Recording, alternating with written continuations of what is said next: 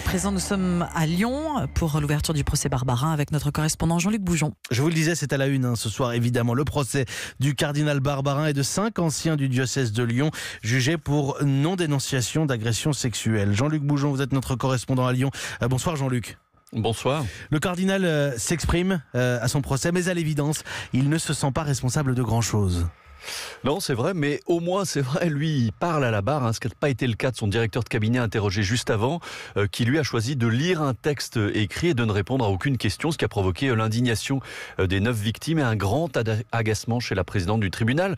Donc, Monseigneur Barbarin parle depuis plus de 2 heures maintenant, et c'est vrai que le discours de l'archevêque, qui en temps normal adore manier le verbe, est très minimaliste, très en retrait.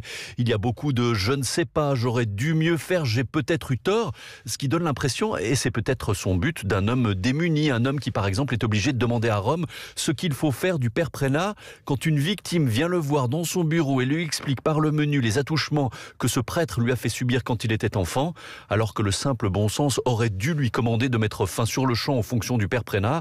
Résultat, il lui faudra près d'1 an pour écarter le prêtre de sa paroisse et des enfants du catéchisme, une défense qui choque François Deveau, le fondateur de l'association La Parole Libérée. Il n'a pas l'air de savoir grand-chose et d'être compétent sur grand-chose. Ça interpelle quand même qu'on confère à un homme autant de discernement et d'aura. Cet homme-là est un directeur de conscience. C'est une figure emblématique de l'Église qui nous donne des caps dans notre société, qui interroge sur le mariage pour tous ou des vrais sujets de société. Et quand on voit cette absence de discernement alors qu'il est censé avoir quand même une hauteur de vue sur les choses et puis même un aspect théologique, enfin, ça pose beaucoup de questions en fait. Comment tout ça fonctionne? À quoi ça sert? Où est la conscience là-dedans?